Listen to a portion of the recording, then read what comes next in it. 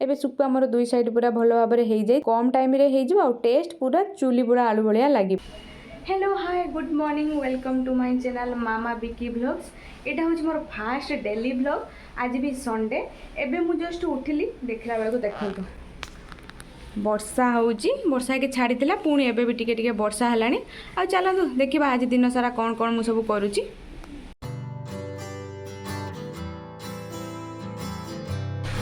मोर एबे सब काम सरीगला मुझे किचन में पहुँच जाइए। आबे गोटे मुझे सहित पूरा हेल्दी वाला ब्रेकफास्ट रेसिपी शेयर करी। चलतु बनइबा। मु किचन को आसबि माने मोर ये दीटा पारा अच्छा तो से खाइबा दिए मोर माने मुझे सब खाइबा दिए से ही आसिक सब खाती तो ब्रेड हो ना बिस्किट हो ना कि ना चाउल टे देकी जाए एमती कि मोर ड्यूटी थी मुझे आगर खाइबा दिए तापर जाकि मु ड्यूटी को जाए। चलतु एबे आमे गोटे पूरा हेल्दी वाला ब्रेकफास्ट बनइबा जार के रेसिपी मुझे पूरा आपण मान सहित शेयर करछि। तो यहाँ हूँ पिला बहुत हेल्दी रहिबो आपण माने भी ट्राए करंतु बहुत भल लगे। मु तो माने मैक्सिमम टाइम रे ए रेसिपीटा ही मु मोर ब्रेकफास्ट रे ऐड करथाए।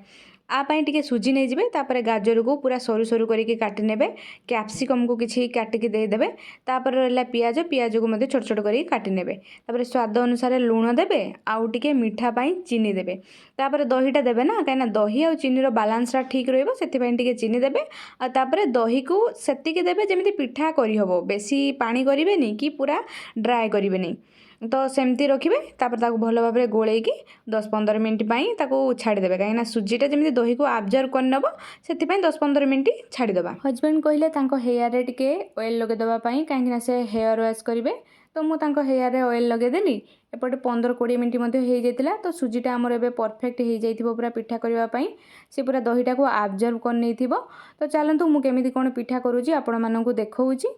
तो आपण ये पिठा को एमती छोट छोट करें नहेले आपण चाहिए भी बड़ करेंगे भांगब ना से छोट कले टे खाइबा सुविधा हम तो मुझे सब छोट छोट कर तापर घोड़े देती। आउ मते कमेंट करी जणेबे धनिया पत्र को फ्रिज रे रखले अधिक दिन जाए ना एमती पानी रे रखले अधिक दिन जाए तो सेटा टी कमेंट करेंगे। एपटे आम सुजीर गोटे साइड हो जाइए तो ताकू लौटे नेबा सब पिठा गुड़िक गोटे पटे देखो पूरा क्रंची हो जाइए आउ कि समय पर्यंत घोड़े देवा कहीं आउ गोटे साइड भलसे हो एबे दुई साइड पूरा हो जाइए तो ताकू मु प्लेट को काढ़ी नेली आम एबे ब्रेकफास्ट करूँ।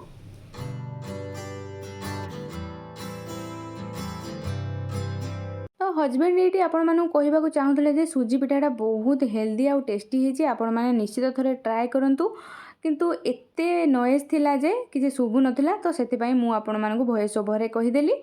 आउ आज आमर प्लानिंग थिला पखाळ खाइबार सेतिपाई मु राति पूरा पखाळ करके रखी देइथिली। मते सांग सांगे पखाळ माने करी खाइबा को भल लागेनी कि गरम भात करिकी दही पके दे खाइदेबा मते भल लागेनी तो सेतिपाई मु राति सब पखाळ कर देके रखी देइथिली। सेतिरे सिंपल खाली दही आउ टिके धनिया पत्र दे देइथिली। मते छुंक पखाळ जमा भी भल लागेनी सिंपल एमिति दही पखाळ खाइबा को बहुत भल लागे। तापर सेतिरे टिके तोराणी दे देइथिली आ ताकू भल भाव में मिक्स कर नेइथिली। मिक्स करके ताकू मु कि समय पई रखी देली काइना दहीटा टिके खट्टा खट्टा हे जिवो तो खाइबा पई भल लागिवो सेतिपाई मु कर देइथिली। आ मोर जहाँ भी आइटम करी पखाळ पई से रेडी करला भितरे एटा भी बढ़िया पाग पूरा हो जाइथिबो दही पखाळर। आ तो चलतु सेपटे कौन कौन प्रिपेयर कर आपण मानू देखौची। आपण मानकर बहुत डाउट थिला मते कमेंट करछन कि दीदी आपण आलू जो पुडुचंती कोन सिजेकी पुडुचंती ना मु पूरा कंचा आलू को ताबारे पुडुची स्लो फ्लेम रे आपण आलू दीटा पूरा नहीं जिबे ताको भल भाव में धोई देबे। मु जेमिति एठी छुरी साहाय्य दुई साइड पूरा भल भाव में कोणा करूची आपण भल भाव में कोणा करनेबे पूरा स्लो फ्लेम रे ताको तावा ऊपर रखी देबे। तापर मेन होची आकू पूरा भल भाव में कवर करिवे जेमिति एयरटा बाहर को न जिवो तो सी 15-20 मिनट लागिवो किंतु बढ़िया से हो पूरा चुली पूरा आलू बढ़िया लागिवो।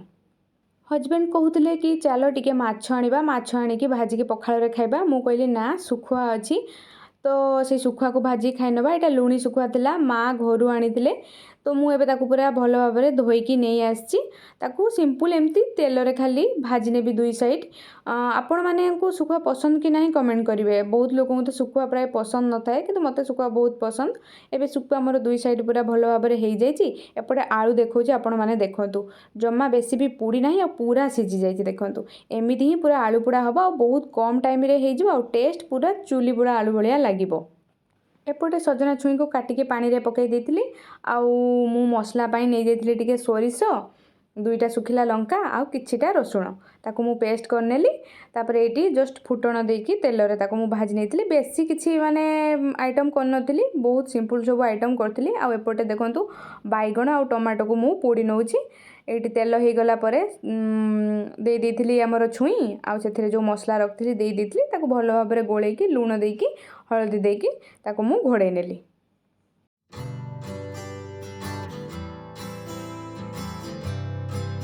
आमर एटी पखाल पसरा पूरा रेडी हो जाइए दही पखाल बैगन टमाटो पोड़ा आलू पोड़ा सुखुआ आउ छुई बेसर तो भाविली आपको कंप्लीट करने आउे पापड़ छांकी नवा तो एपटे टे पापड़ छांकी नहीं आमर सब पूरा रेडी हो जाता तो आम चलू ये खावाई।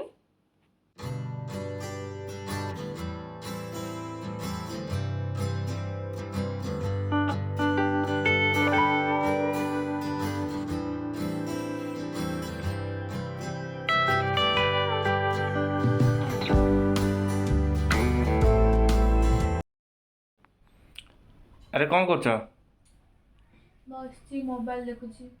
चल बाहर टे मार्केट जावा। हाँ चलो जी मत भी बोर लगला कौन खाइब कौन तो मार्केट जाने कौन खाइबे ना कौन खाइब ସେଇଠି ଗଲା ପରେ କ'ଣ ଦେଖିବ ଭାବି ଖାଇବି ଆଉ ଭାବି ନାହିଁ। हाँ ठीक है ताले बाहर जल्दी। हाँ चलो।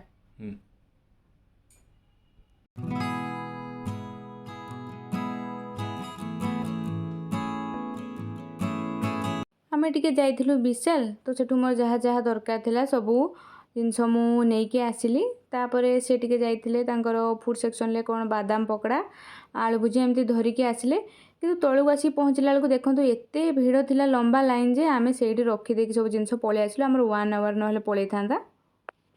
आमे जाइथिलु सांग होइके मार्केट बट मु रिटर्न करली एकुटिया काहे ना से तांग सांग मानंग सह खाइबा पई पळैले कौन तांकर पार्टी अच्छी तो मु मोर खाइबा नहीं पळै आछि कौन कौन आनी मु आपण मान देखौछि।